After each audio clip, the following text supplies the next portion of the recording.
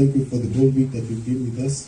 As we start this service, Lord, keep Pastor Paul with the Holy Spirit as he preaches the word. Let us be edified through your word. In Jesus' name we pray. Amen. Hymn song number 80. Hymn song 80.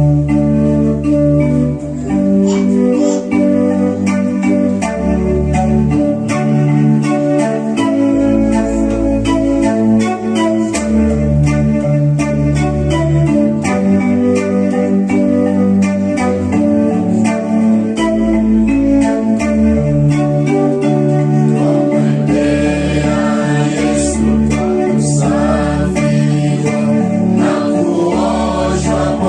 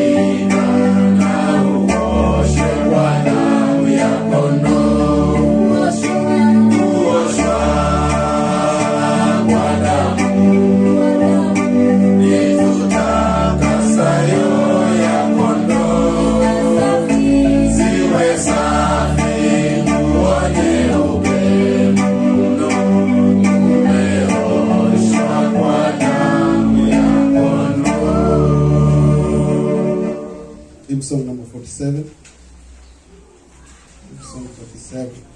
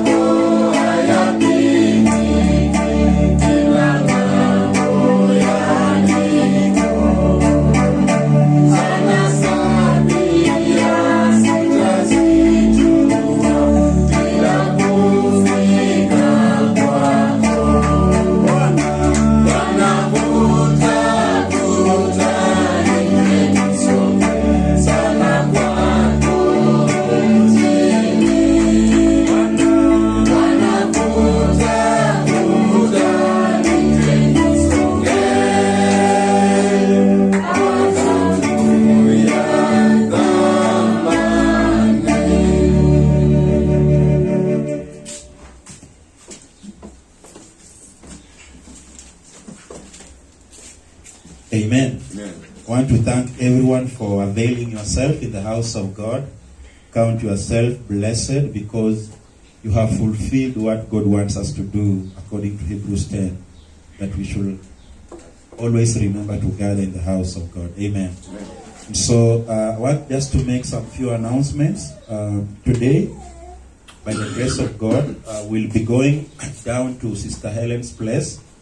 Remember, today we are going to have a meal together as a family, so please don't be in a hurry to leave. There's a food prepared for all of us to eat together as a family. But also today, we'll be having the Lord's table. Amen. So the Lord's table is not for everyone. The Lord's table is for you that believes and you that knows that your heart is right with God. Amen.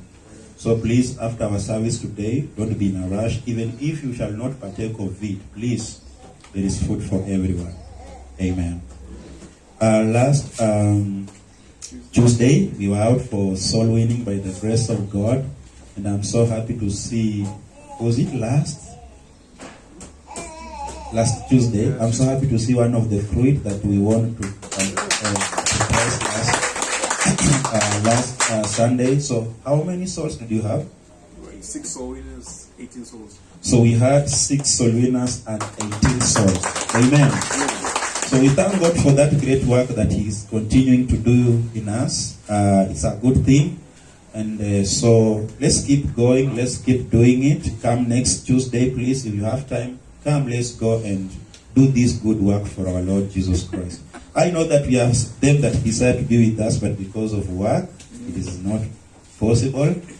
And so we pray that God will enable us even in future. If you are so busy at work, maybe a day like this on a Sunday, you say, hey, can I have 1 hour? Knock a door, because it's a good thing. Amen. Thank you also for them that have continued to support us. Maybe you have not been around, but maybe you remember these guys are on hot sun. Let me send them some water to drink. We bless the Lord for that. Also, we thank God because the seats you are sitting on are very clean today. If you look at them, last Sunday I made an announcement and I said whoever is willing to come and help to do the cleanness should come. And thank God because Brother Wiki was here starting from 7 p.m. to around 9, doing the cleanness, washing the seats, and we thank God for him. I pray that the Lord will bless that young man. Amen. I don't know if I'm forgetting anything. Okay, yeah. So we are expecting some materials from abroad, from USA. We are expecting some soul winning materials. We have a friend church that is sending us at least 4,000 copies. Those are materials to give out there during soul winning. Amen. And those materials are coming having the map of Kenya, and also they are coming having a picture of some of you and the direction of the church and the contact of the church. So it is our material. We are not being brought material of another church in another name's church. No, it's a material that is in our name. Look here, brethren outside there offered to help us. What I only did was to send them the details of the church, and they went and printed the booklets. So I'm excited to have such things here. I don't know if you are excited. I'm excited. Secondly, again, we are hoping that the Lord will bless us soon with Bibles. I see people don't have Bibles, and I know the reason why, because we are King James only church Bible. And so if you are any type church Bible, people will be having Bibles here. And you understand, to get a King James Bible, sometimes it's expensive, and with the economy and all that. But thank God because we are going to have at least 50 pieces of Bibles come over here for us. Amen. On addition, a friend sent me YouTube cards. They should be arriving here next week. I believe so, because last week they were with the shipping agent, a Kenyan agent in USA. The YouTube cards are meant also to give out there for soul winning. I know James understands what the role of those cards are, but it's also meant to give to people outside there so that they can access our YouTube channel and find the gospel there and get saved. Maybe when he or she is not having time to get saved, when we are doing the presentation at that very moment. Amen. So brothers and sisters, what I'm trying to say is that we don't need to give up because God is on our side. Amen. God is going to use all his avenues to make sure that we are blessed as a church and as individuals. Ours is to keep going and trusting upon God. Amen. And so I know that we have our visitor there. We also have Brother James with us. We have, we are blessed today. And I just want to tell you, visitors, welcome back in the house of God, and feel at home. Where at home? Where in the house of God? Amen. And so, without wasting a lot of time, I'll call upon Brother Philip.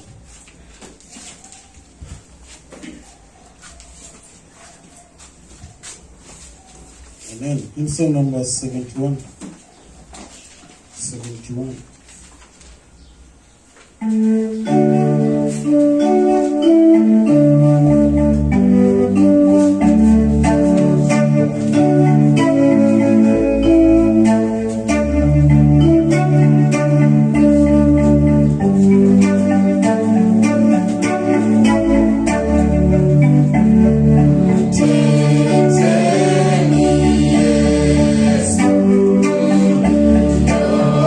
Starry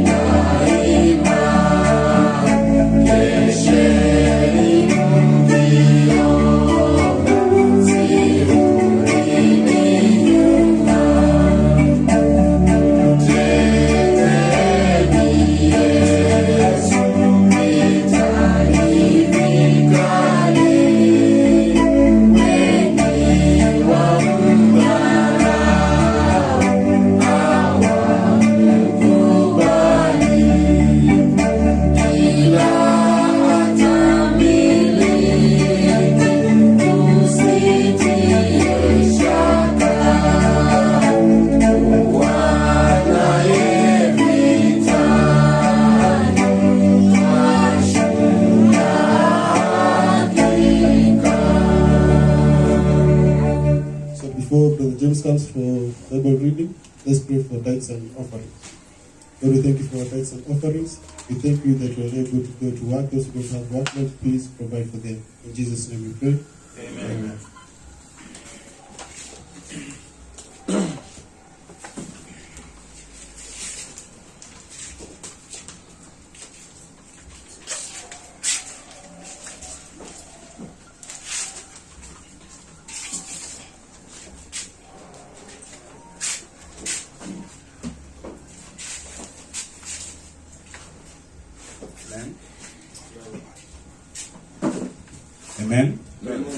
Please turn your Bibles to Ezra chapter 1.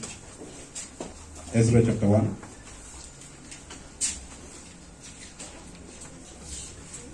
The book of Ezra chapter 1. The Old Testament, Ezra chapter 1. In your Bibles after 2nd Corinthians. Ezra chapter 1. Oh, sorry. Thank you very much. Chronicles.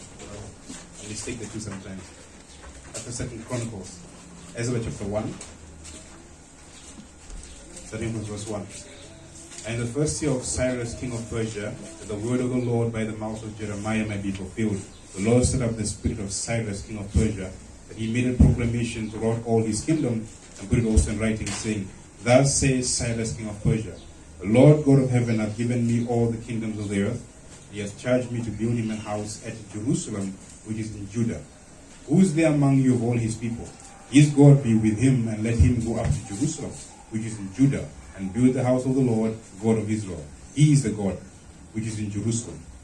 And whosoever remaineth in any place where he sojourneth, let the men of his place help him with silver and with gold, and with goods and with beasts, beside the full offering for the house of God that is in Jerusalem.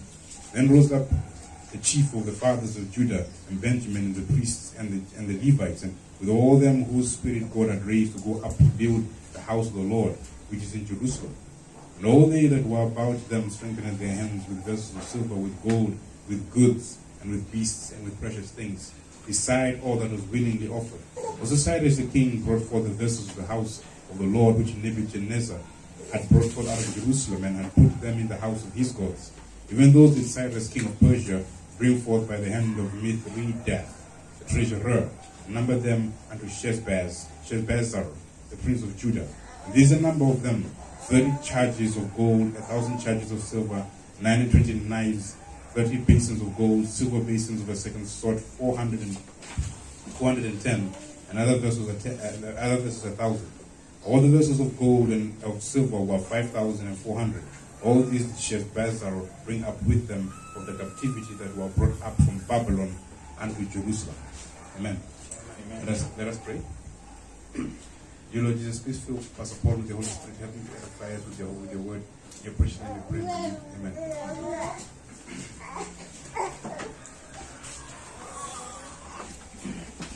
Amen. Ezra chapter 1. Ezra chapter 1. Today we are going to get the word of God from the book of Ezra chapter 1. Ezra chapter 1. Please help our visitors. If you mind, you can share your Bible with our visitors. I hope that our visitors can read the word of God from the right book, right Bible. Sister Helen, would you please move closer to our sister, please? Ezra chapter 1. Ezra chapter 1. Ezra chapter 1. Ezra chapter 1. I hope everyone is in Ezra chapter 1. Look at verses 1. The Bible says, Ezra chapter 1, verses 1. The Bible says, Now in the first year of Cyrus king of Persia, that the word of the Lord by the mouth of Jeremiah might be fulfilled, the Lord stirred up the spirit of Cyrus king of Persia, that he made a proclamation throughout all his kingdom, and put it also in writing, saying, Thus saith King of Persia, the Lord God of heaven has given me all the kingdoms of the earth, and he has charged me to build him an house at Jerusalem, which is in Judah. Amen. So brothers and sisters, today we are going to look at the whole book of Ezra chapter 1. And we are going to allow God to speak unto us through the whole book of Ezra chapter 1. And some of the things that we are going to see, or the subjects that we are going to see out of this chapter, is disobedience, supporting God's work, and oppositions. Those are some of the things that the Lord is going to speak unto us this afternoon. So I pray that the Lord shall help you to be so much keen and, grasp this, because this is the reason why we are here. And so the Bible says that the Lord, through the king of Persia, known as King Cyrus, came to a point whereby he declared and proclaimed and said that God has given me all the nations of the world, all the kingdoms of the world. I am now the king. And this he is speaking after the existence or the powerful kingdom of Nebuchadnezzar, who was in charge of Babylon. And he says that the Lord has appointed me for a given reason.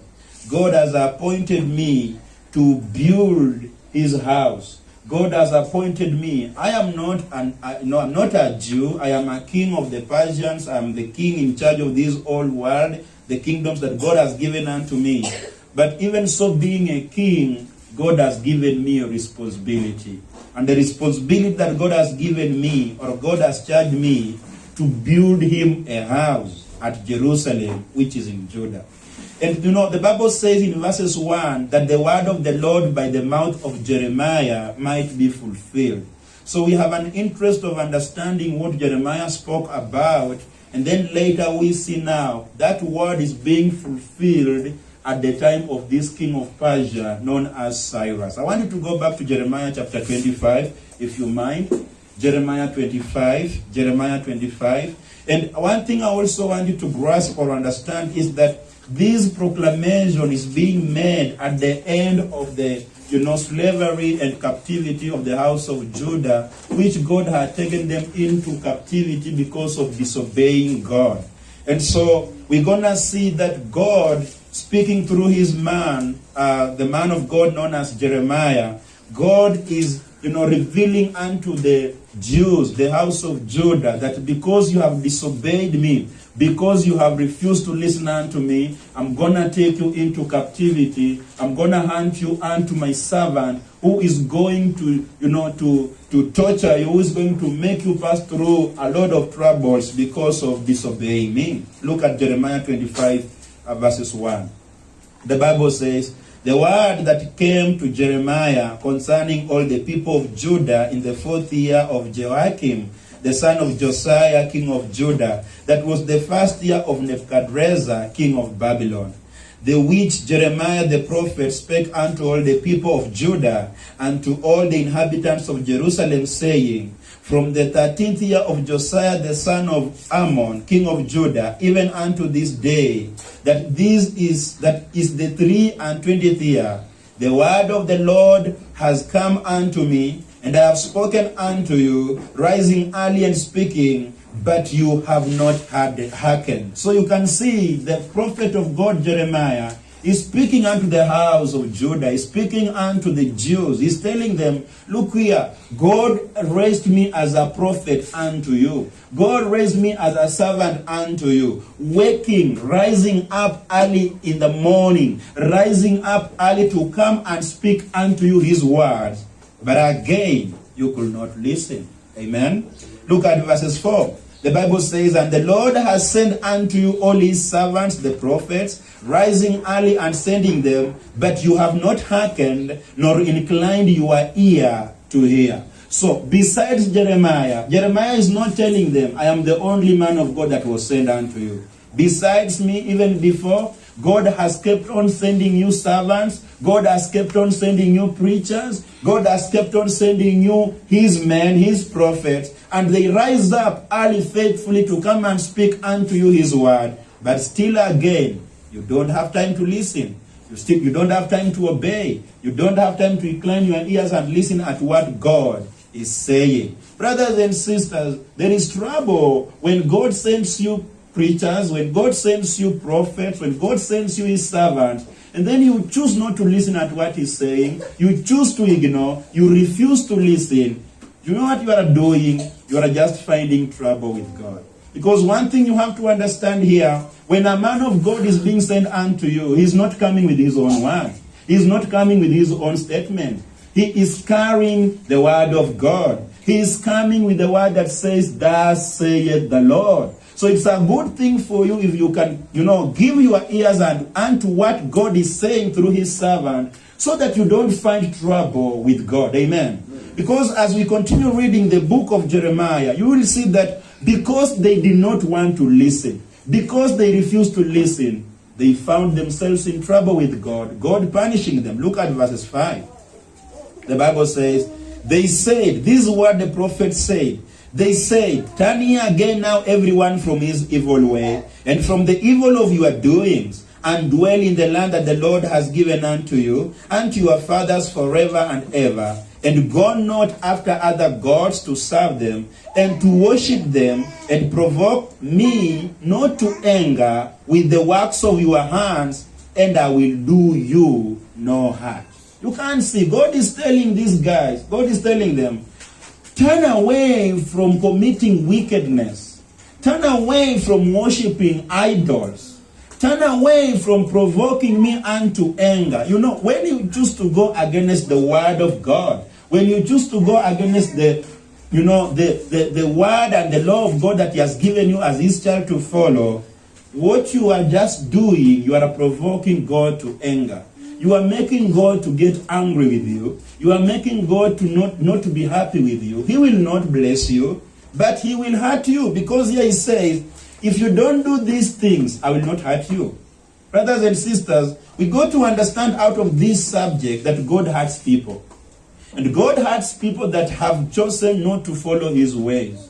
This is not only unto the house of Judah. This is not only unto other people. This also applies unto me and you. Not you alone, including Pastor Paul. That if we choose to forsake the way of God, if we choose to go in our own ways, the way we understand our own things, and say the Bible doesn't matter, do you know what we are attracting unto ourselves? The wrath of God. And God will hurt you. God will hurt you. Because at the end of it, we will see that God hurt these guys for refusing to listen to the prophet, for refusing to listen to the men of God. It's like today, if you refuse to listen at Pastor Paul, reading the word of God and preaching unto you, maybe for some reason you'll say, what will he tell me is my age mate? What will he tell me? Have we not seen many pastors come like him? When you begin to do that, Paul says what? If they despise us, they are not despising us, but they are despising God. Amen. The way to decline to hear the word of God is when you refuse to listen unto men that God is sending you away. Is when you refuse to listen unto men that are carrying the word of God faithfully. And I'm not speaking about the false prophets. But when you cannot perceive that this is a man of God, he has been sent of God, he is preaching the word of God unto my life, therefore I have to listen at what God is saying. Look at verse 7. The Bible says, yet you have not hearkened unto me, says the Lord, that you might provoke me to anger with the works of your hands to your own heart. Therefore thus says the Lord of hosts, because you have not heard my words, behold, I will send and take all the families of the north, says the Lord, and Nebuchadnezzar the king of Babylon, mark that, my servant. There's a point where God takes your enemy as his servant. God takes you in the hands of somebody that is going to take you into hardship, into trouble, into torture. And God calls him my servant. Why? Because God is going to use him as a vessel to torture you because of your disobedience. Because God is calling Nebuchadnezzar here, my servant. What is God going to do with Nebuchadnezzar against these people? Let's read and see. And I will bring them against this land, and against the inhabitants thereof, and against all these nations around about. I will utterly destroy them, and make them an astonishment, and an hissing, and a perpetual desolation. God is going to use Nebuchadnezzar to destroy people. God is going to use Nebuchadnezzar to make them an astonishment. Something that people will look at and wonder.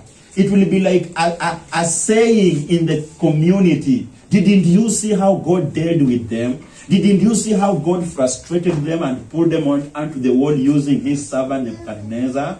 God is saying, I'm going to use Nebuchadnezzar, my servant, to make you a desolate family, a desolate country, a desolate society. He is going to scatter you. Brothers and sisters, here God is saying through his man, the man of God Jeremiah, you, Judah, You children of God, you have refused to listen at what God said through me. You have refused to listen at what God said through his servants. And now because you have not inclined your ears, ready to obey and follow what God is saying, you are going to face the wrath of God through his servant, Nebuchadnezzar.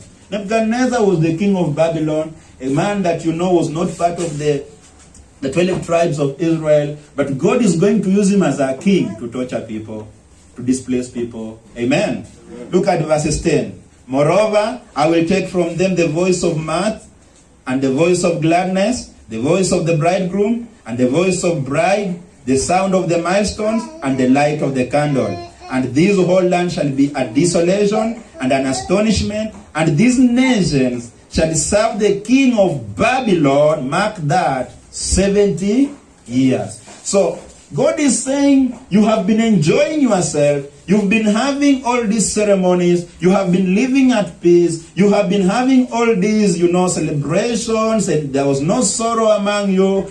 But now that you have rejected to listen unto my voice, you have rejected to follow what I am saying, I'm going to remove that. Now what are you going to begin to see? Suffering. What are you going to begin to see? Crying. What are you going to begin to see? You are going to be a slave in the hands of Nebuchadnezzar for 70 years. I'm going to make sure that you are taken out of your land, where you used to enjoy yourself, where you used to feel good, where you used to pray, where you used to worship. Now because of your disobedience, I'm going to hand you unto a person, my servant, who is going to torture you for 70 years. Brothers and sisters, 70 years is not a short period.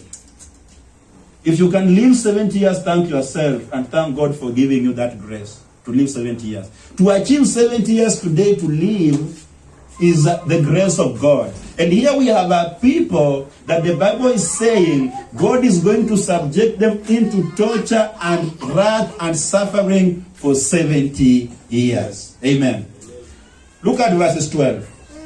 The Bible says, and it shall come to pass when 70 years are accomplished, that I will punish the king of Babylon and that nation, says the Lord, for the iniquity and the land of the Chaldeans, and I will make it a perpetual desolation. Now mark this. In the first place, God says he's going to use Nebuchadnezzar, his servant, to torture these guys, to reveal his wrath. But again he says at the end of it all, he will turn his back again against who? Nebuchadnezzar, and punish him. So he's going to use him as a servant to punish the house of Judah. But again at the end of it he says, then after the 70 years, I'll go again and punish Nebuchadnezzar and the Babylonians for doing what they did unto you. Amen. Look at verses 13. The Bible says, and I will bring upon that land all my words which I have pronounced against it, even all that is written in this book, which Jeremiah has prophesied against all nations. Brothers and sisters, you can see disobedience and the consequences of disobedience. When you disobey, do you expect God to bless you? No. When you disobey, expect God to rise up his servant. Could be anyone, could be a leader, could be your friends, could be, your partner, could be your best friend. God raises up a servant who is gonna use him so that he can punish you.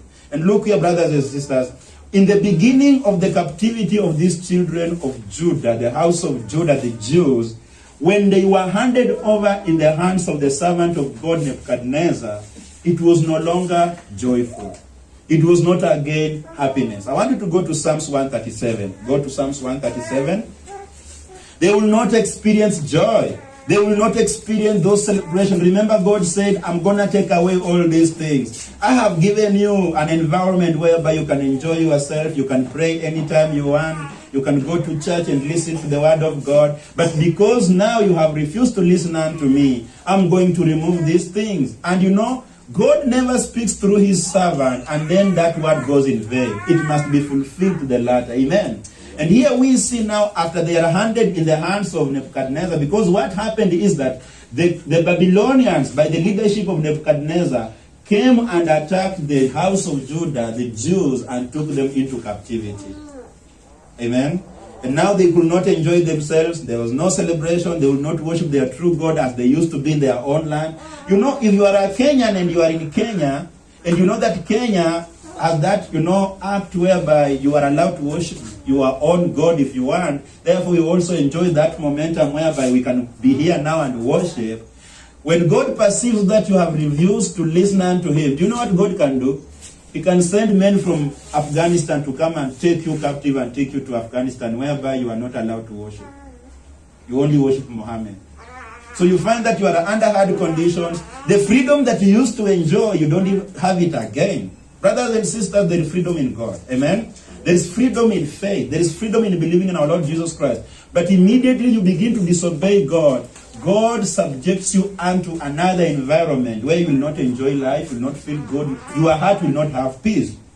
And this is exactly what these guys went through after disobeying God and having been handed to Nebuchadnezzar and the Babylonians. Psalms 137. Psalms 137, look at what David is saying. The Bible says, by the rivers of Babylon, there we sat down. Yeah, we wept when we remembered Zion.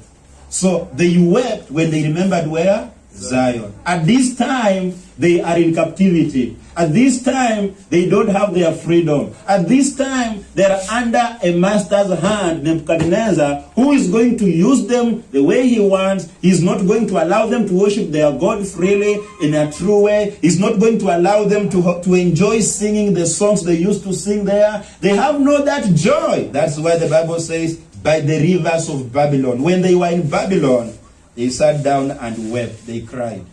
But because of their disobedience, we remembered Zion. We remembered where we used to be. We remembered where God had blessed us. Now, because of our disobedience, we are at the other side here. We can remember because we don't have that freedom. We can remember because, we cannot enjoy again what we used to enjoy. Look at verse 2.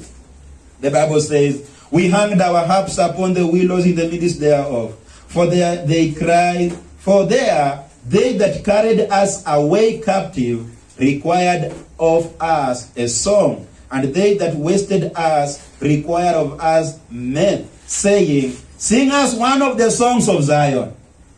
So here they are in captivity, and their captors are telling them, you know what, you guys, sing us one song you used to sing while you were in your own land. Start singing. The way somebody will frustrate you is to require you to do that which you used to do in your land when you used to have freedom. And now you are in another land, under different laws. You have been tortured. You are under hard labor. You cannot worship freely. You don't have freedom just to eat and enjoy yourself. And then your captor comes up and says, stand up and start dancing for us. Jump, jump, jump, jump, jump. Call your God, call your God. It's like mocking. They are being mocked. And that is why he's saying, they demanded them to start singing a song that which they used to sing in Zion, and now they are in captivity because of disobedience. Amen. Look at verses 4. It says, how shall we sing the Lord's song in a strange land? How possible is it that we can sing the Lord's song in a strange land? A land that is not ours, a land of captivity, where we don't have freedom. We are just suffering. Verses 5. If I forget thee, O Jerusalem, let my right hand forget her cunning. If I do not remember thee, let my tongue cleave to the roof of my mouth. If I prefer not Jerusalem above my chief joy. Remember, O Lord, the children of Edom in the day of Jerusalem, who said, raise it even to the foundation thereof. O daughter of Babylon, who art to be destroyed, happy shall he be that rewarded thee as thou hast served us. Happy shall he be that taketh and dasheth thy little ones against the stone. So at the end of the book of Psalms, you see there is some kind of comforting themselves. They are saying, okay, we are here at this point in time, but Babylon understand one thing, God shall revenge. And that is why God said previously that after he has used Nebuchadnezzar and the Babylonians in torturing and frustrating these guys, he will punish again who? Nebuchadnezzar. Amen. I want you to go to Ezra chapter 5. Ezra chapter 5, verses 12. Ezra chapter 5, verses 12. Brothers and sisters, there is a danger in disobeying God. We have to shift our minds from seeing that we are here because of so and so, and come to our mind and understand that I am whom I am today because of God. And if I disobey God, I'm gonna face his wrath. God will take me out of my marriage. You know, we are talking about people that have been taken from their own land to another strange land. But I want you to narrow it down from God taking you from your good job and subjecting you unto unemployment because of disobedience. God taking you from your happy marriage because of your disobedience, handing you unto frustrations. God causing you to come to a point whereby you will suffer because of your sin. And you know what is sin? Transgressing God's law. Amen. And therefore, when we read this, you have to understand one thing. It's not about Pastor Paul. I always say I'm not your police. I'm not here to be walking around to see what you are doing, what you did, what you are planning to do, because that is hard work, and God has not given me that job. The work that you have as an individual is to make sure that, provided you've heard the word of God and you have the Bible, purpose to do the will of God, purpose to please God. Should you be handed to your captors? Should you be handed to slavery, where you are in Kenya but you are suffering? You don't have peace as an individual. God is treating you according to your sin. You don't want to go there. And it is exactly what these guys did. They forsook God.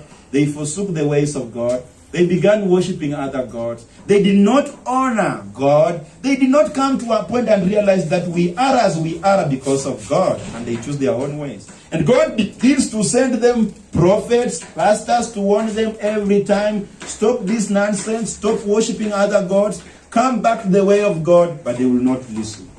You know, when you have taken a way to go back to backslide, even when you are being rebuked, it's hard to understand. It's hard for you to come to a point and humble yourself and say, this is a voice of reason. It seems that I am not on the way. I need to listen at this voice and come back on the way. At that point, your head, your neck is so stiff, it's so hard. You can't listen. It's about you, it's about you. But if you knew what God will rain upon you before you go, you just change your mind and come back on the way. Ezra chapter 5 verses 12, the Bible says, but after that our fathers had provoked the God of heaven unto wrath, wrath means anger, he gave them into the hand of Nebuchadnezzar, the king of Babylon, the Chaldean, who destroyed this house and carried the people away into Babylon. But in the first year of Cyrus, the king of Babylon, the same king, Cyrus made a decree to build this house of God. So one of the things that Nebuchadnezzar did, he destroyed the temple. He destroyed the house of God. And you know, it is God who allowed Nebuchadnezzar to do that. Because you know, once the temple has been destroyed, and you know the temple during the old covenant, the temple used to carry the presence of God. You and me today are the temples. Amen? Yes. Today we don't need to have temples. You are a temple, I am a temple. In me there is the Holy Spirit of God. In me there is God living in me. In you there is God living in you. You are the temple. But during those days, the presence of God, the ark of God, which carried the presence of God, was in the temple. Now here we have a king who has come to destroy where the presence of God is. Where will people worship? At the same time, he is carrying people into slavery. Amen? But why is he doing that? Because of disobedience. Because they disobeyed. And God's intention was, I'm going to rain my wrath unto you. Until 70 years are done. You know, in 70 years, if you are taken captive and you are 40 years, do you want to tell me you'll come back? You won't come back. Maybe your kids. Your kids will be born in the hands of Nebuchadnezzar. They will grow knowing that this is our place. But the truth is, it is not our place. We are in slavery because our forefathers, our fathers disobeyed God. Let me tell you the truth. It is possible that even our country, Kenya, the way it is now and the things that are happening in this country, it is true that our forefathers disobeyed God. They denied to follow the ways of God. And that is why we are where we are today as a nation. Today, where will you find the word of God? Where will you find the word of God? I want you to go to Amos chapter 8. And you know, as a country, being called Kenya, we are not so much different from this house of Judah. Of course, I know in Kenya we have people that are not saved. But I'm speaking about people that are saved and are in this nation known as Kenya. and people that refuse to hear the word of God, people that, killed the prophets of God, people that, could not listen but silence the men of God. As a result of that, we are suffering the same wrath of God that the house of Judah suffered. For the house of Judah, the temple was destroyed, meaning there was no place in Zion, in Judah, where they would go and listen to the word of God freely as they would. But for us here today, brothers and sisters, we are suffering the same wrath of God as a nation, because today, what is supposed to be called a church is not a church. It's a place of drama. It's a place of, comedians. Today we have comedians go to make people laugh in church and dance and do all those things. Today, the people that are called pastors are no longer true men of God. You know why that is happening? It is happening because of the disobedience we have against God. And look, if you choose to disobey God today as a parent, the consequences your children will suffer will be grievous. Because the choices we make as parents, being Christian parents, even the choices that we make as parents, they have an effect on our children. You don't want to tell me a child in Somalia was just intended to be born in Somalia and remain a Muslim and die a Muslim. No. It is because the forefathers of Somaliland chose to disobey God. And after they started giving birth to children, they subjected them into madrasa, telling them that Muhammad matters more than Jesus Christ. And therefore you find that, Edmond, can you sit upright? Therefore you find that generation after generation, people are misbehaving, the people are hating God because of the choice the parents did what? Made. Amen. Brothers and sisters, as a country, I submit unto you, don't tell me that we are enjoying it. No. It makes me sad when I see that Faithful Word Christ Church is here, and we are surrounded with more than 20 churches that have not the Word of God. You know why that is happening? It's God's wrath. It's God's anger upon this land. The Bible says in Amos chapter 8 verses 1, Amos chapter 8 verses 1, Amos chapter 8 verses 1, the Bible says, "Thus has the Lord God showed unto me, and behold, a basket of summer fruit. And he said, Amos, what seest thou? And I said, a basket of summer fruit. Then said the Lord unto me, the end is come upon my people of Israel. I will not again pass by them anymore. And the songs of the temple shall be hollings in that day, says the Lord God. There shall be many dead bodies in every place. They shall cast them forth with silence." Look here, even the songs that they used to sing in the temple, they will no longer be sweet songs that praise God. They will be songs that are full of noises, songs of sorrow, because of the disobedience of the Israelites. And now this time around here, God is not using Jeremiah. God is using another man of God known who? Amos. Amen? Amen. Look here, the Bible begins to say in verses 4, continue reading verses 4. "Hear these, O you that swallow up the needy, even to make the poor of the land to fail, saying, when will the new moon be gone, that we may sell corn? And the Sabbath, and we may set forth wheat, making the ephah small, and the shekel great, and falsifying the balances by deceit, that we may buy the poor for silver, and the needy for a pair of shoes, yea, and sell the refuse of the wheat." Now let me ask you, what is the sin of these people? Oppressing the poor. Amen? As you can see unto these people, God is angered because they are oppressing the poor. They are taking advantage of the poor. They are doing businesses, but through the businesses, they are falsifying balances. They are making the poor to suffer. And God is not happy seeing the poor suffer in the land because of the people that claim that they know God. And therefore, because of that, God is saying, it is not going to be well with you. I'm going to punish you. And I believe at this point in time, Amos has warned them, other men of God have warned them, but they can't hear. Brothers and sisters, what we are seeing here is exactly what is happening in this land. Are the poor not being oppressed? They are being oppressed.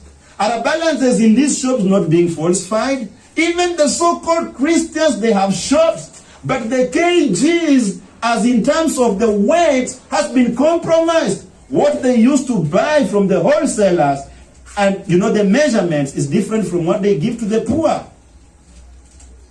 And I can tell you the truth. Today we have politicians claiming to be Christians. Today we have pastors claiming to be the true men of God. Today we have women claiming to be the true women of God. But yet they are still the men that are called thieves, oppressing the poor. And Kenya is suffering the punishment of God because of that.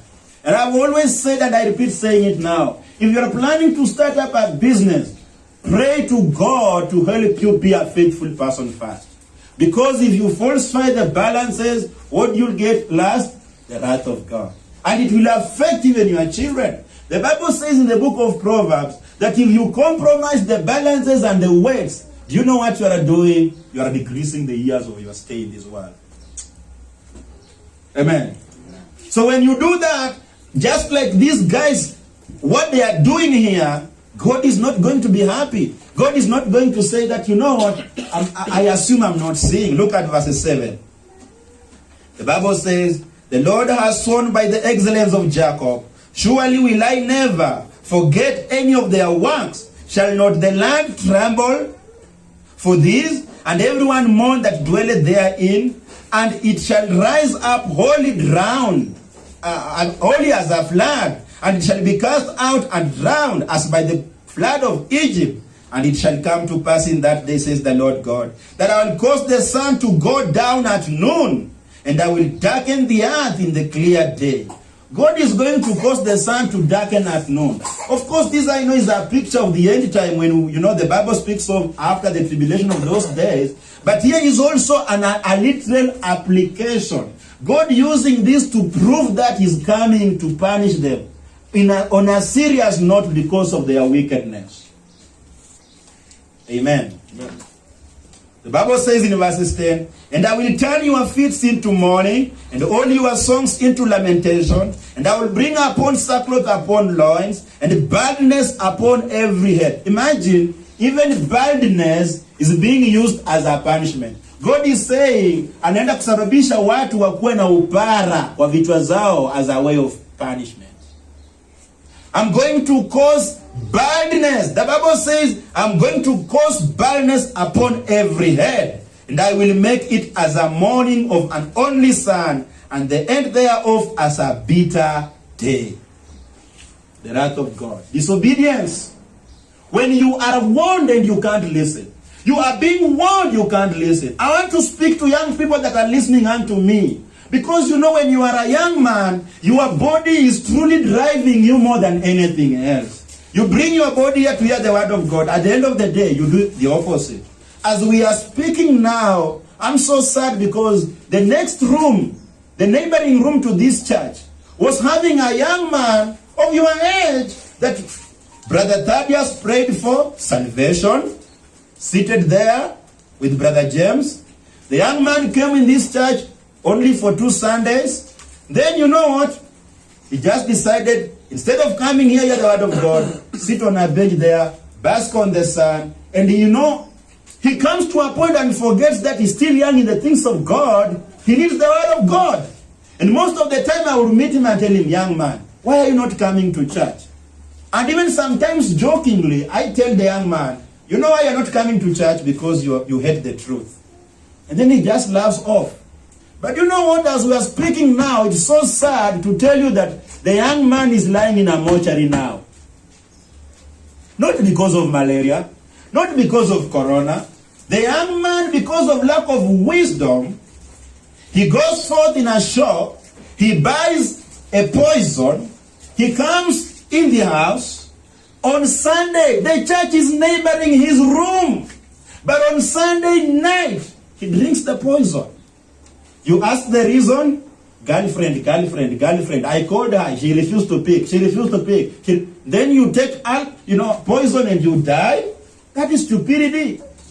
Brothers and sisters, we have the book of Proverbs going on here. The series, the book that will give you wisdom. If you have problem in your marriage, listen to the book of Proverbs. You'll have some sense and you'll not go and take poison. Amen? Amen. And so, you better listen. We are not coming here because it's a tradition to come here. You better go home having a cup full of wisdom that will save you tomorrow. It is so sad for a young man to be lying in a morgue now, when he would have just come sit here, hear the word of God, and ignore everything and purpose to walk in the ways of God. You would be alive today. Don't tell me God planned. That is not a plan of God. That is ignorance, stupidity. Okay, yes, he's in heaven because Brother Thaddeus prayed for him. But you know what? He has left Ugali. Are you not enjoying Ugali? Let me ask you. James, you told me recently that you don't want Jesus Christ to come quickly. You told me that. Why? Because he wants to marry, he wants to raise children, he wants also to enjoy life. Brothers and sisters, I'll be honest unto you. I'm also standing here and saying, okay, I don't know the plan of God, but I pray that God should give me time on this world and preach the gospel. I don't want to go back home now. I don't want to go back home now. I don't want. Then people are buying kunguni poison and drink. What is the problem? You don't want to enjoy this gospel? You don't want to enjoy this word? Between kunguni poison and this word, which is good? This one. This one, brothers and sisters. And so it's so annoying and it makes me so sad. And let us use that as an example, even to ourselves, that how do we make decisions in life? How do we react? How do we respond to situations? When you are being annoyed, do you begin throwing plates in the house, destroying the television, calling people names, jumping up, tearing your clothes down? Because do you know what you'll do next? You'll take poison. Amen. Amen. And so, your brothers and sisters, the Bible says that these guys will go face it roughly because of disobeying God, because of refusing to heed. And look here, I am not sure, but let me tell you the truth. If you can disobey God to a given level, you go extreme, God can also just cause you to go and buy poison and kill yourself and die. It happens.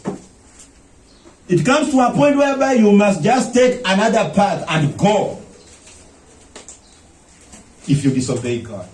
Think about it. How are you disobeying God? You know, we are used unto coming to church, pastor preach, we go home, but 0.0001 is applied in what we had in church. Pastor will preach sermon after sermon, sermon after sermon. What you don't realize is that every sermon is God's warning. Every sermon is God speaking unto me. Pastor might not point out. Pastor might not tell you the reality because he is not an angel. He doesn't know what you are doing. He doesn't understand. But the way God speaks unto you is when a man of God stands here and he begins to speak of the things that you are doing, he doesn't know. But you ignore and say, who knows? You know what? You take a rope. You take your own time and kill yourself. Disobedience. Look at verses 13. Verses 11, I mean. So God continues to speak how he's gonna punish these guys because of oppressing the poor. Verses 11. Behold, the days come, behold, the days come, says the Lord God, that I will send a famine in the land, not a famine of bread, not a thirst for water, but of hearing the words of the Lord. And they shall wander from sea to sea, and from north even to the east. They shall run to and fro to seek the word of the Lord, and shall not. Tell me if it's not happening today. Tell me. You know, if this was not happening today, Brother Philip should be finding a church where he comes from, all that long. Brother James should be finding a church the other side of Nairobi. But it is not happening. Why? Because of disobedience. The so-called spiritual gatekeepers of this country did not obey God. Our forefathers refused to obey God. That is why today, brothers and sisters, Kenya is filled with churches, but fake churches. It's just the same way a temple was destroyed by Nebuchadnezzar, because in the temple it is where you could find the word. Amen? Now today, what is being destroyed? Because of our disobedience, no places for the true word of God. You go there, deliverance. You go there, prophesy. You go there, fall down. You go there, tongues. That is what happens throughout. But you know what? Here I know very well, we have fair virgins, we have young men that are busy looking for the word of God. And thank God, because God has placed this church here for the sake of you. But let me tell you the truth. With people that are in this nation called Kenya, some are in Bomet, some are in Mombasa, some are in Kisumu. They are wondering how they can be making to this place every Sunday. So hard. They have the desire. They have the zeal. They want to be someone that can hear the pure word of God. But they cannot make it to this place because of the cost of the living. Let me tell you, if you are living in Mombasa, will you be coming here every Sunday to hear the word of God? You won't. And this word is being fulfilled today because of our disobedience. What am I trying to say? I'm saying, brothers and sisters, we are like those people that were taken into captivity. We are into captivity today. Our country, Kenya, is into captivity today. Look at the people that are running this nation. Are not godly people. They can choose to wake up one morning and say, no going to church. And you don't go. You go, the men in blue come. They arrest you. They take you to jail. Why? Because Nebuchadnezzar is at work. Nebuchadnezzar is at work. So today we are suffering the same wrath of God that was upon the house of Judah. You know, like yesterday I was saying something. I was saying, it's so much worrying to understand that we are the only King James Bible church in Kenya today. Brothers, it's not a good thing. It's not a good thing. It's a blessing when you understand that you go to Mombasa tomorrow because of your work, you will find KGV church. You go to Kakamega, you will find KGV church. You go to Nakuru, you will find a KGV church. But let me ask you, what do you think will happen unto you if tomorrow you will be transferred to Mombasa? Will you find a church? No. You are used to coming to church. Now you are in Mombasa, you cannot go to church. What will you do? You will begin to experience the hunger and the thirst of hearing the pure word of God. Why? Because of our disobedience, and Nebuchadnezzar is at work. Brothers and sisters, you don't need me to tell you how God is going to bless you. You don't need that. But you need to understand that we are suffering. And we are suffering because of the disobedience of our forefathers. And also the disobedience that we are in today as the children of God today. The Bible says in verses 14, they that swear by the sin of Samaria and say thy God ordered liveth, and the manner of Beersheba liveth, even they shall fall and never rise up again. Go back to Ezra chapter 1. Go back to Ezra chapter 1. So here now, brothers and sisters, you have seen clearly that the reason as to why Cyrus is now coming up, making a declaration to build God his house, is because the house of Judah has been in captivity for 70 years. Now, according to the prophecy given by Jeremiah, it is the end of the 70 years, and God now raises up a king called Cyrus. And what is God asking Cyrus to do? To go and build. It is called restoration. Amen.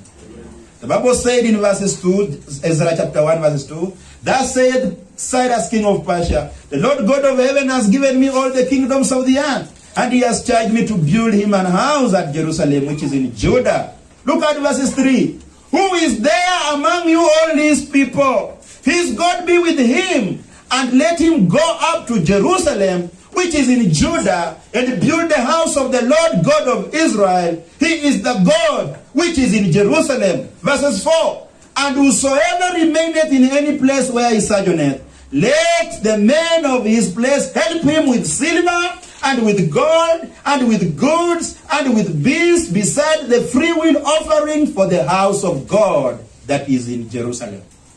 So this man here is a king, don't forget. And God has placed a word in his heart that he should go and build him a house. But you know what? He's not doing it alone. He's saying, where are the men to support me? Where are the children of God who are willing to hold my hands and go help me also build the house of God. So he's seeking for people that shall support him. He has the burden. He has the calling. He has heard the word of God. He is not going to rest. He is not going to sit down. He is going to make sure that the house of God is built. But he is asking for what? For support. Brothers and sisters, I want to submit unto you today, just the same way King Cyrus was calling on the support of the beloved children of God to help him rebuild the house of God, is the same way today. God has raised men in this generation amid the hunger of hearing the word of God. God has raised men in this generation who are willing to rebuild the places of truth, who are willing to be used of God to restore the word of God. But you know what? They are not going to do it alone. I can tell you for sure, Pastor Paul cannot do it alone. I can't do it alone. I thank God that God has called upon me today to be like King Cyrus among many other preachers. Even when we don't have the word of God heard everywhere, but God has remembered us and has restored us and is telling us, now you go and preach the truth. Establish a church by the help of God, a church that shall preach the truth. But you know what, brothers and sisters, I can't do it alone. Just the same way Cyrus is calling upon the children of Israel to help. Some come with silver, some come with gold, some come with free will offering, some come with concrete, some come with prayers, some come with encouragement, some come with food. I am calling upon you today also, child of God. If you can see that we are in a dilemma, this country needs the truth, would you please stretch your hands and help me build the place of truth, even in this city called Nairobi?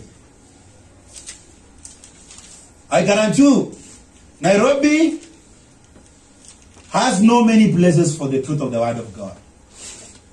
And you are here seated, you are here hearing the word of God, whether present, whether absent. Do you know what?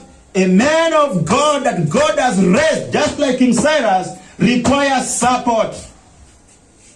He requires support. Be it exposing the false prophets, he requires support. Be it preaching the true word of God, he requires support. Be it preaching, he requires support. We need your support.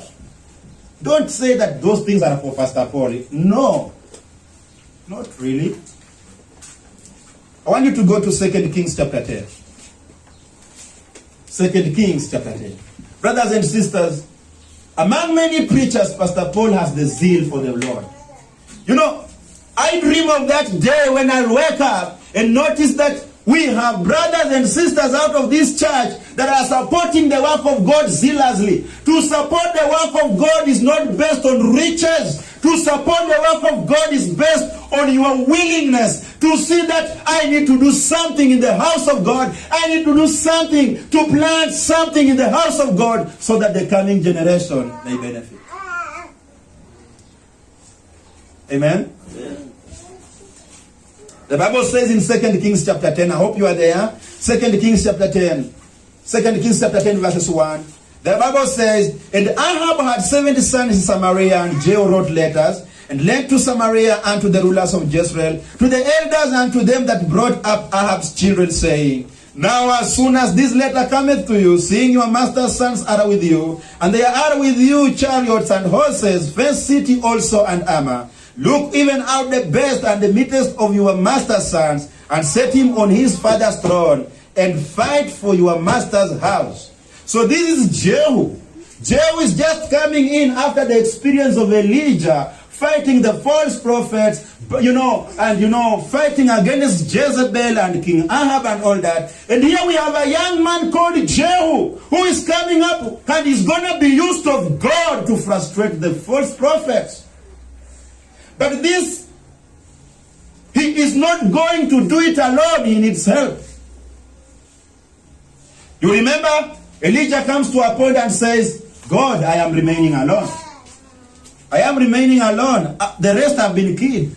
But God is telling Elijah, don't say that. I have 7,000 men reserved. And here now we have Jehu coming up, and Jehu has a mission. Jehu has a mission of killing. Jehu has a mission of slaughtering. Jehu has a mission of destroying by the help of the hand of God. But you know what?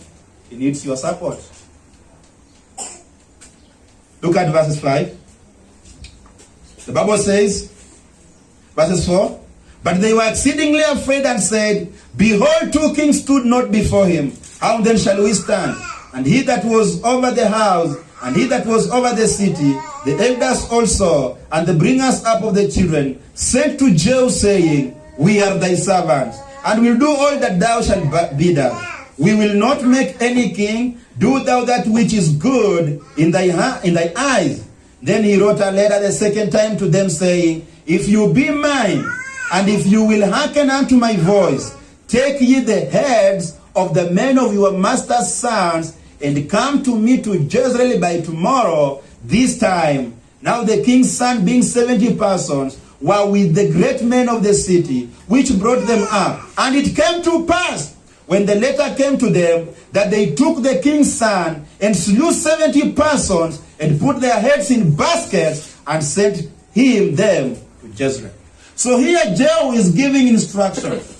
He is talking to people that are still under the, the obedience of the king of Israel, Jehu and his son, Ahab and his sons. But he tells them, if you think you can make a king out of the house of Ahab and their sons, do so. But if you cannot, they come to a point and tell him, we cannot. We want to be on your side, Jehu, and whatever you shall say, that we shall do. And Jehu gives them a challenge. What is the challenge?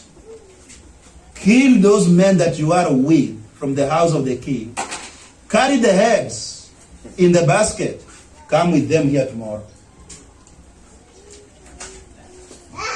But they did so. I can see some of you smiling. That is what happened. The Bible says they slew the men. How many were there if you are reading with me? 70. Imagine carrying 70 heads in baskets. Where are you going with them? To see Jehu? Because you perceive that Jehu has the power of God. Jehu is being used of God. And we will do anything that Jehu says. Brothers and sisters, we need men in this generation that are so bold. We need men that are not afraid. We need men that can stand up and say, oh yes, Pastor, we are behind you. Pastor, because of God. Pastor, because of what God wants us to do. Pastor, we are not fearing back. Pastor, we are with you. We are going. The Bible says, verse 7. Bible says, was it verse 8 or verse 7? Where are we going to? Verse 8, amen? And there came a messenger and told him, saying, they have brought the heads of the king's sons. And he said, lay ye them in 2 heaps at the entering in the gate until morning. So he's telling them, spread those heads at the entrance gate. Let them be there until morning. Can you see this picture, my friend? Jehu is a man of God. He's on a mission. And the mission has already started. Verses 9. And it came to pass in the morning that he went out and stood and said unto all the people, ye be righteous, behold, I conspired against my master and slew him. But who slew all these? Verses 10. Know now that there shall fall unto the earth nothing of the word of the Lord, which the Lord spake concerning the house of Ahab. For the Lord has done that which he spake by his servant Elijah. Verses 11. So Jehu slew all that remained in the house of Ahab in Jezreel, and all his great men, and his kinfolks, and his priests, until he left him none remaining. This man is killing. This man is destroying people that have been troubling Elijah. This man is dealing with them without mercy. He's on work. And you know what, brothers and sisters? Today we are not going to take swords to kill people, but spiritually speaking, we are killing. Go and ask for what will tell you that I am a murderer. I killed him and his prophets. And so by the power of God, not alone, men and women in this world supported me. I can assure you that. Some of you are seated here supported me. I know some of you that here are seated, but they really fasted and prayed when Pastor Paul was in a battle fighting against these kings and these false prophets. You are supporting. Amen? Yes. Some sent milk. some sent water, some sent encouragement. It was called support. Amen? So this man so far, even before we conclude reading, he's killing man. He has destroyed the house of Ahab. He has slaughtered them. He's on a mission. Let's continue reading. The Bible says, verses 12, and he arose and departed and came to Samaria, and as he was at the shearing house in the way, Jehu met with the brethren of Ahaziah, king of Judah, and said, who are you? And they answered, we are the brethren of Ahaziah, and we go down to salute the children of the king and the children of the queen. Who is the queen in this case? Jezebel. So he's meeting men that are going to salute Jezebel. Jezebel that has been frustrating Elijah. Let's see if he'll tell them, okay, go in peace. Let's continue reading. The Bible says in verse 14, and he said, take them alive. He's commanding his men, kill them alive. Take them alive. And they took them alive and slew them at the pit of the shearing house, even 240 men. Neither left he any of them. So he's meeting men on the way. They are going to see the king. Jehu says, it is going to end here. Kill them. Hawa ndio wanatusumbua. Uwa, angamiza. And they were slew up on the spot. Verses 15. The Bible says, and when he was departed thence, he lighted on Jehonadab the son of Rechab, coming to meet him. And he saluted him and said to him, is thy heart right as my heart is right with thy heart? And Jonadab answered, it is. It be, if it be, give me thy hand. And he gave him his hand, and he took him up into the chariot. Verse 16 mark that, and he said, come with me and see my zeal for the Lord. So they made him ride in his chariot. Verse 17. And when he came to Samaria, he slew all that remained unto Ahab in Samaria, till he had destroyed him, according to the saying of the Lord, which he spake to Elijah. So he meets a man. He tells him, is your heart right? The way my heart is right with you. I'm going to ask you the same question, brother and sister. Are you sure that your heart is right just the same way my heart is right with you? Because if your heart is right with me, the same way my heart is right with you, do you know what you are going to do? You are going to support Pastor Paul. But if it is not right, you will not support me, you will fight me, you will cut me down, and you know what? At the end of it all, you shall not be blessed. Because here, the man comes to a point and tells, Jehu comes to a point and tells this young man, look here, come with me and see my zeal for the Lord. You should understand today, God has raised men that are full of his zeal. God has raised men that are burning. God has raised men that are burning with the truth. God has raised men that are willing to speak the truth no matter what. But you know what?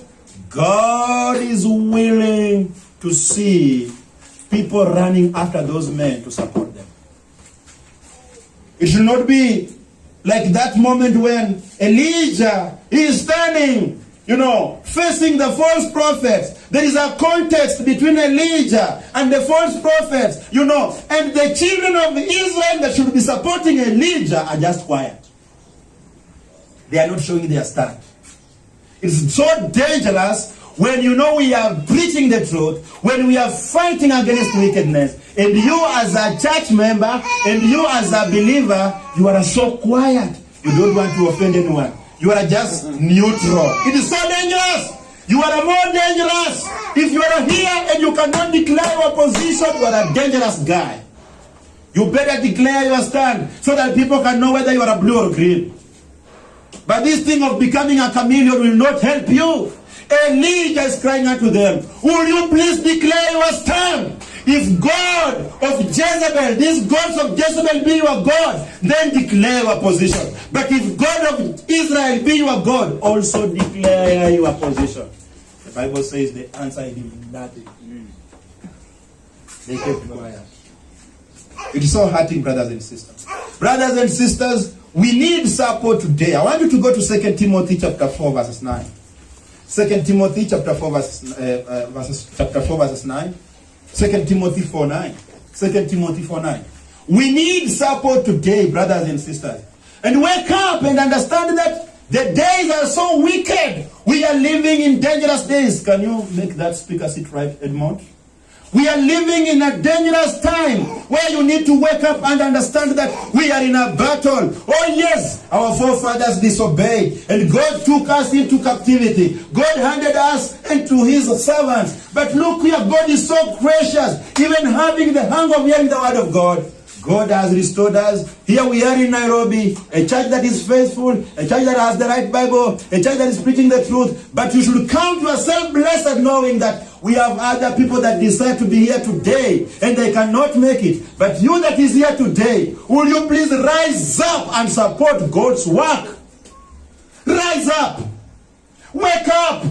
Don't be a reason for the work of God to stagger, not to move on, but you be the reason of making sure that things are moving on. Amen.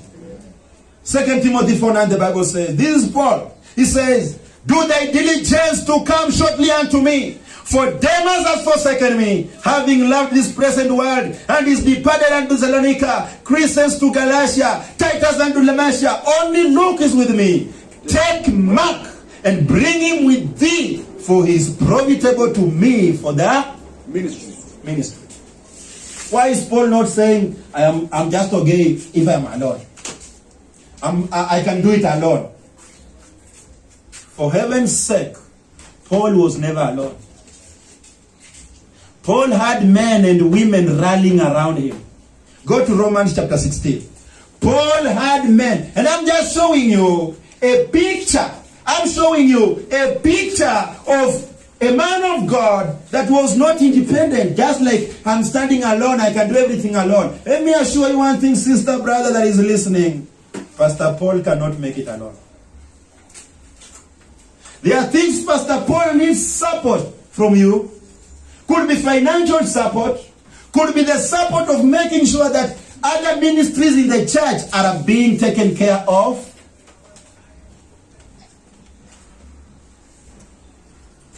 Paul is saying, take Mark, bring him with thee, because he's profitable to me for ministry.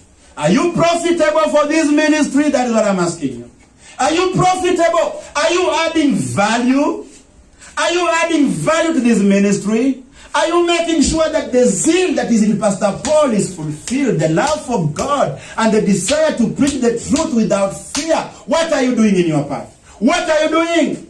Are you sharing the sermons on Facebook? Are you sharing the sermons on your YouTube channels? Are you sharing the sermons with friends? Are you preaching the same word to other people? Are you soul winning? Are you supporting the work of God? Are you making sure that there is water in the house of God? Are you making sure that there is food in the house of God? Or you don't care?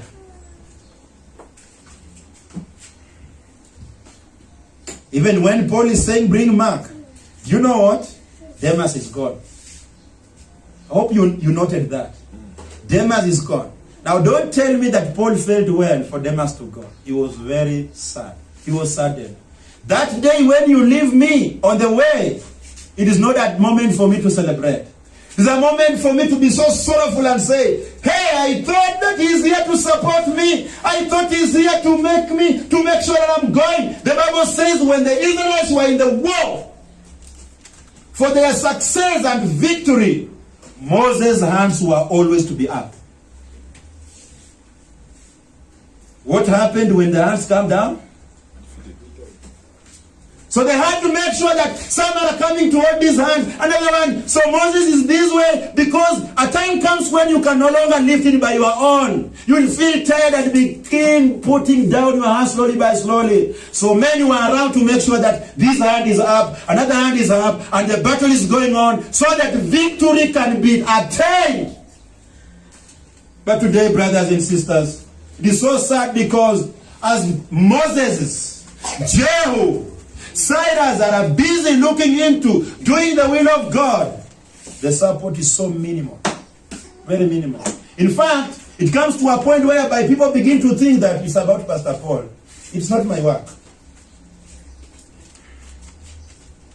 Romans chapter 16. I want you to see something in Romans chapter 16, so that you understand that at any point, God raised a man of God to carry out the ministry work, to carry out service, to rebuild, to establish the truth in a society. God also, wanted to see people rallying around that man of God, rallying around that servant of God. So what? At the end of it all, success comes.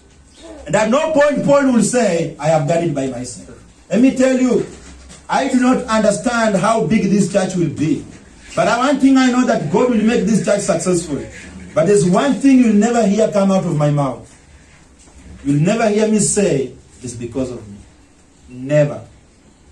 I just told you that a church is sending us Bibles. I just told you that a church is sending us some books. Do you know why they are doing that? Because they are supporting Jehu. They are not doing that because they have a lot. No, they are doing that because they are supporting the foundation of truth in Kenya. That small fire in Kenya, so that it explodes and spread everywhere in Kenya. What I do?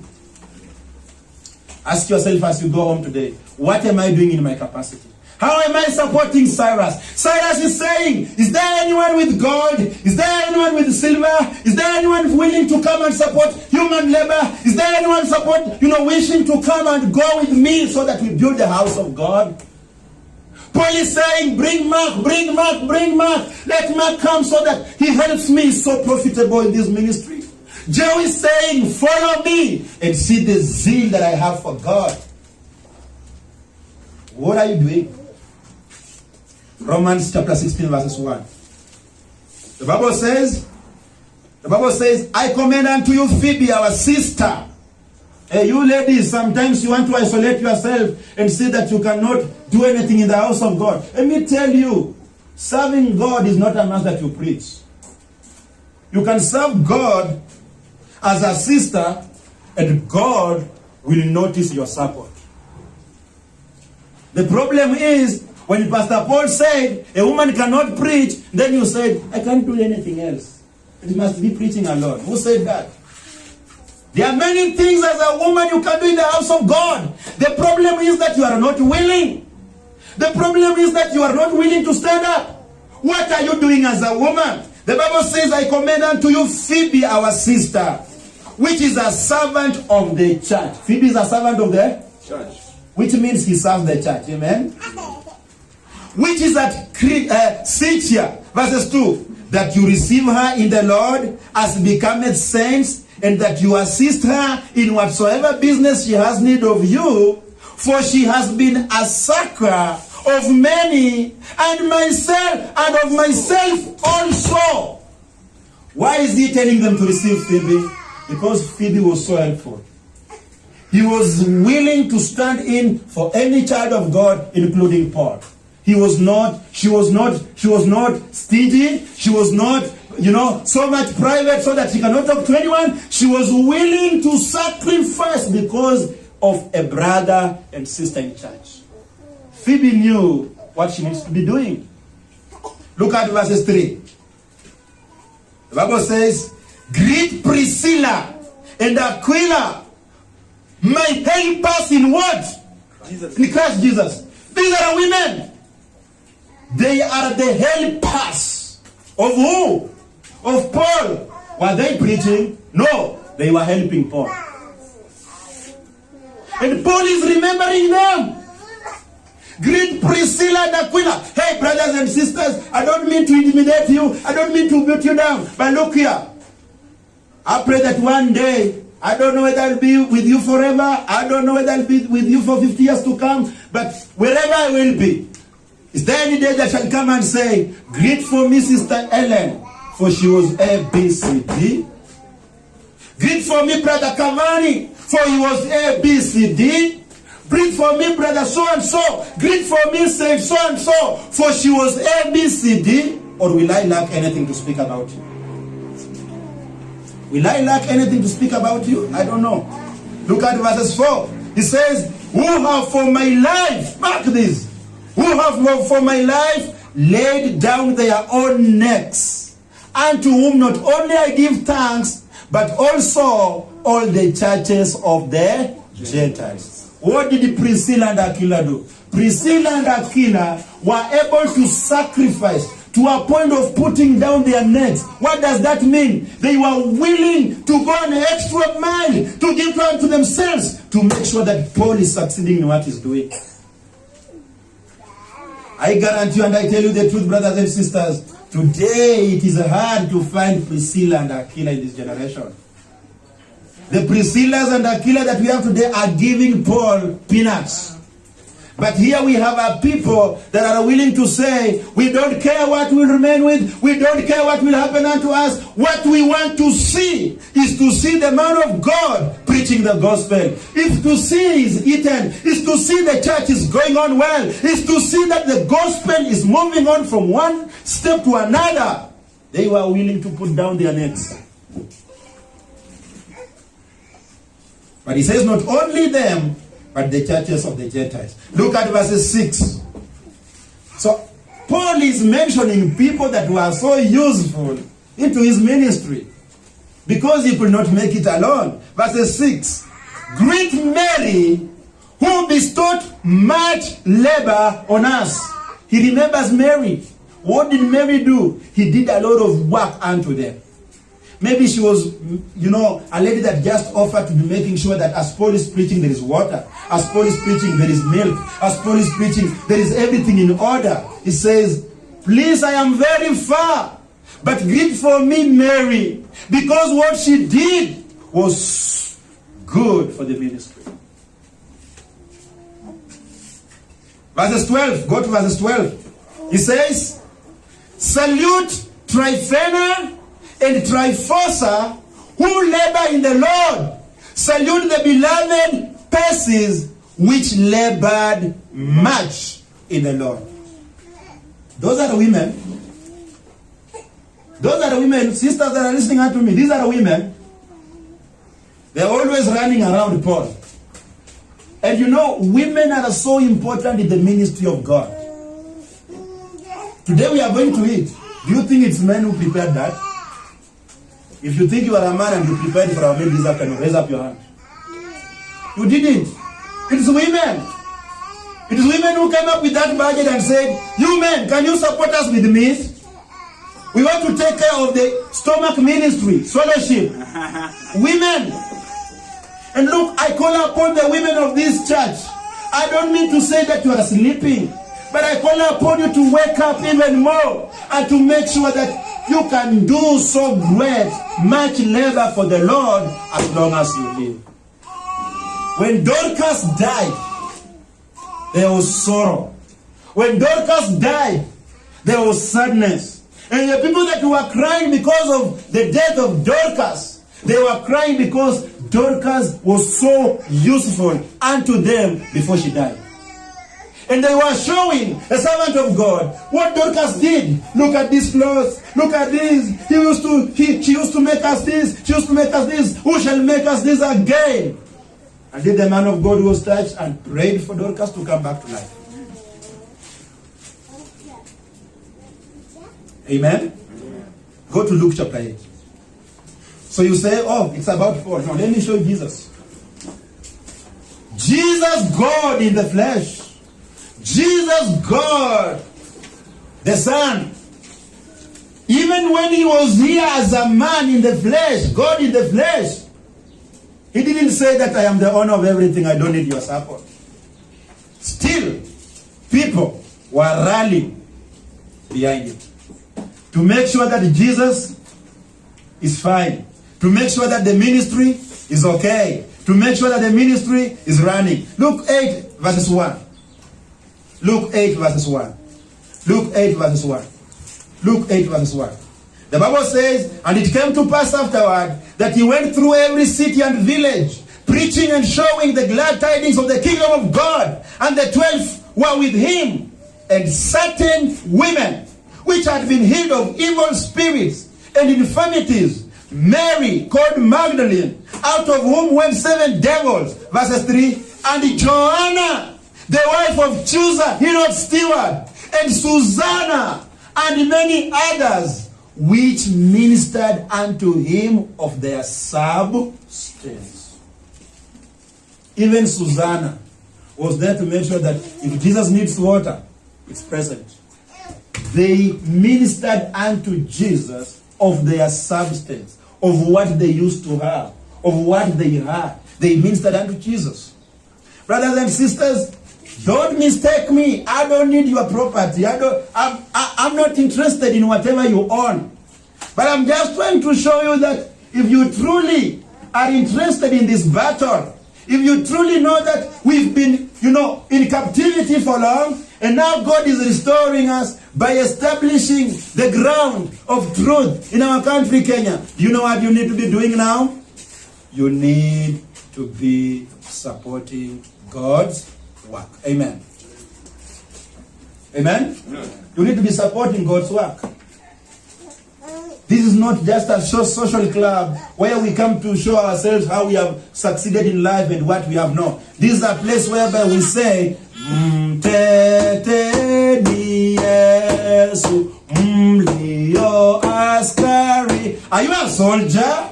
Do you even remember that you are a soldier? Some of you don't know that you are a soldiers. You do not understand that you are a soldier of the Lord. That is why you come. It's like you are there. It's like you are not there. You just came so that you can be seen. You even don't know what we are doing. You don't care. You are a soldier. Wake up. Wake up. Ask yourself this question. Why is it that this church is in Nairobi? And why me there? Am I just there to fill the space? Go back to Ezra chapter 1. So we see that King Cyrus is calling upon people. Who is there to help? Who is there to support? Who is there willing to come in and help? God has given me a burden to rebuild. God has given me a burden to build his house. God has given me a burden, but I need men to come over with gold. I need men to come over with silver. I need men to come with timber. I need men to come with, a free will offering so that we can build the house of God. What was the response of these people? Look at verses 5. The Bible says, Then rose up the chief of the fathers of Judah and Benjamin, and the priests and the Levites, with all them whose spirit God had raised, to go up to build the house of the Lord which is in Jerusalem. And all they that were about them strengthened their hands with vessels of silver, with gold, with goods, and with beasts, and with precious things, beside all that was willingly offered. Also Cyrus the king brought forth the vessels of the house of the Lord, which Nebuchadnezzar had brought forth out of Jerusalem, and had put them in the house of his God.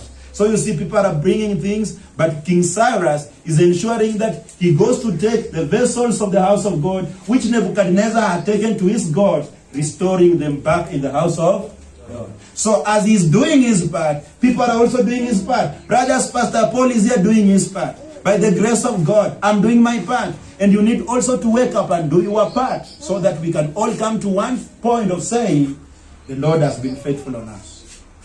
Amen. I don't want to come to a point in life and hear people just speaking about Pastor Paul, Pastor Paul, Pastor Paul, and they're not speaking about you. People should speak about Pastor Paul and that church. Pastor Paul and the members of that church. Pastor Paul and the ladies of that church. Pastor Paul and the young men of that church. Why? Because it's an issue, or it's a point of us coming together and hold our hands together and say, together we can. Not as an individual, but all of us. Amen.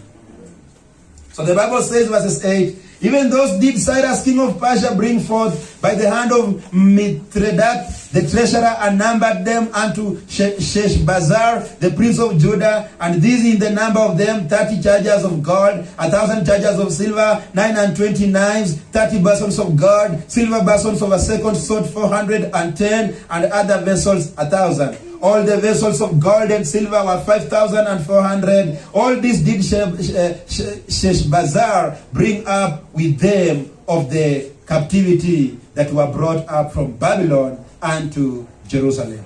Brothers and sisters, I want you to be reminded of one thing. As much as I'm calling upon you to build the house of God, in terms of establishing the ground of the word of God, the ground of truth, we will face opposition. And I'm so glad because you are so attentive, because whatever I'm telling you now will come and pass very soon. People will rise up with false accusations. People will rise up with oppositions. People will mock us. People will speak against us so that we don't build the house. So that we don't strengthen the hands of the men of God. So that we don't support. You know what? That day you will rise up and say, I want to see the business of God going on. Somebody will rise up to oppose you. But look here. You don't have to give up. Let's be prepared psychologically and spiritually, knowing that the Lord is calling upon us to support His work. But the opposition will not miss. Amen. I want you to go to Nehemiah chapter 4. I will read unto 2 Timothy chapter 4. Nehemiah chapter 4. You go to Nehemiah chapter 4. I'm going to read for you 2 Timothy chapter 4, verses 14. The Bible says, Alexander the coppersmith did me much evil. The Lord reward him according to his works, of whom be thou aware also, for he has greatly withstood our words. So Paul's ministry was thriving. He's having all these men around him doing the work of God. But look here, he did not miss out on opposition. Alexander was there to oppose him. Alexander was there to mock him. Alexander was there to make sure that he is not preaching the truth. He's being silenced. But he says, God shall reward him. Brothers and sisters, tomorrow we will have men and women rise up outside and inside with one intention to silence us. With one intention to stop you. With one intention to discourage you. Please remember this word and remember that the will of God is for you to support His work and not to listen unto the opposition, therefore not doing anything in the house of God.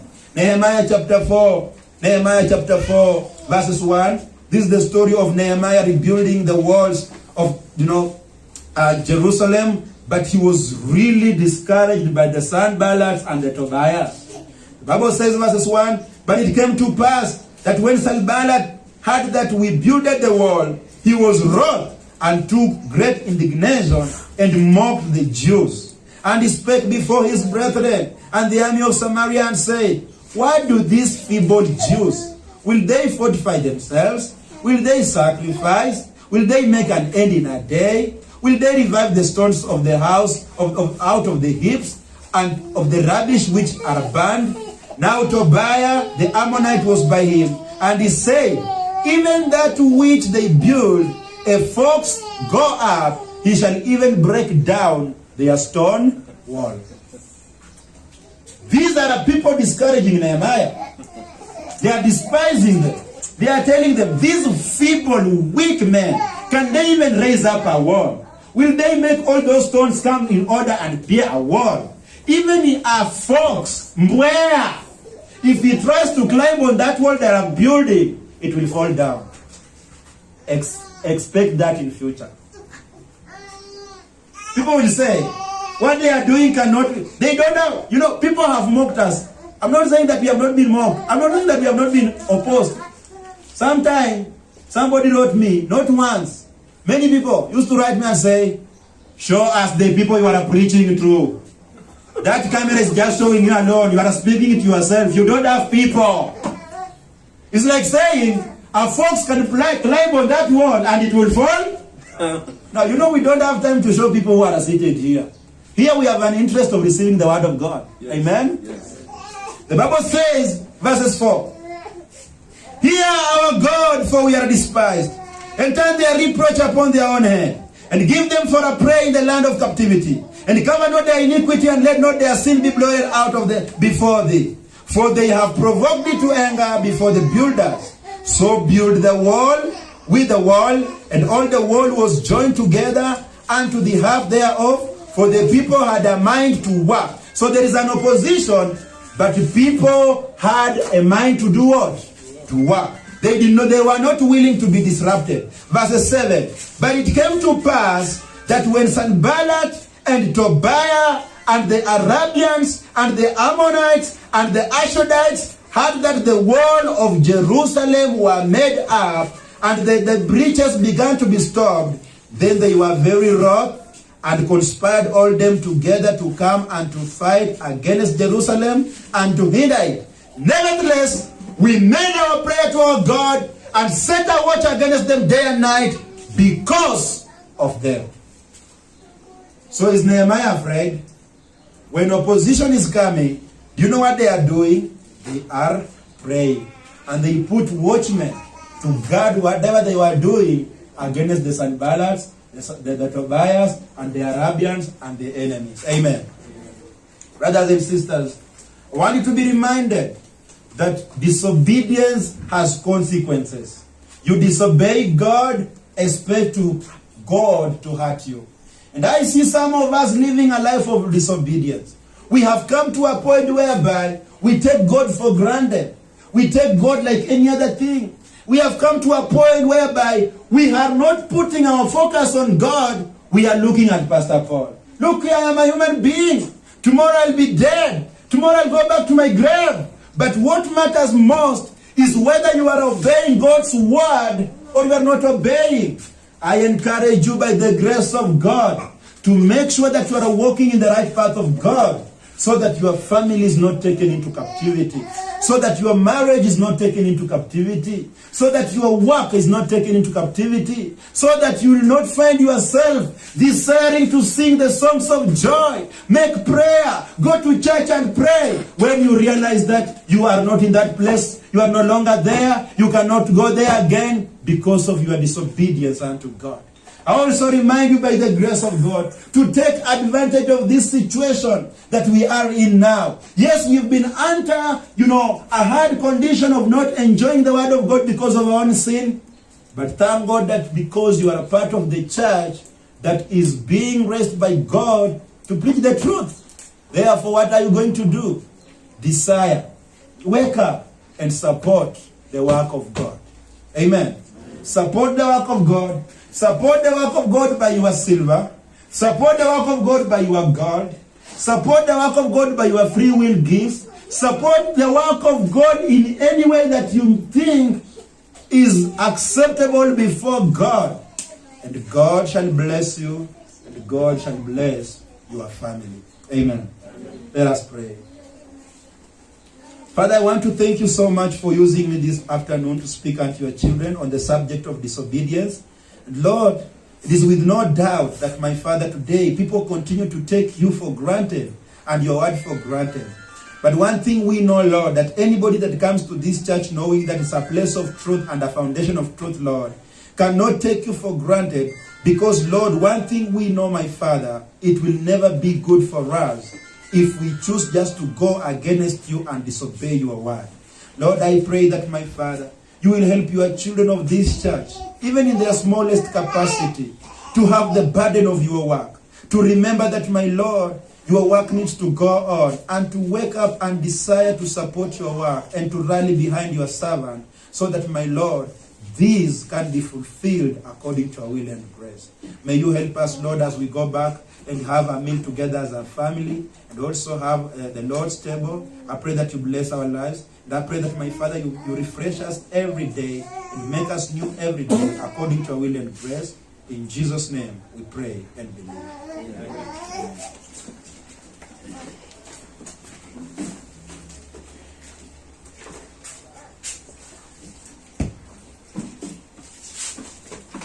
Amen. In Psalm number 101. 101.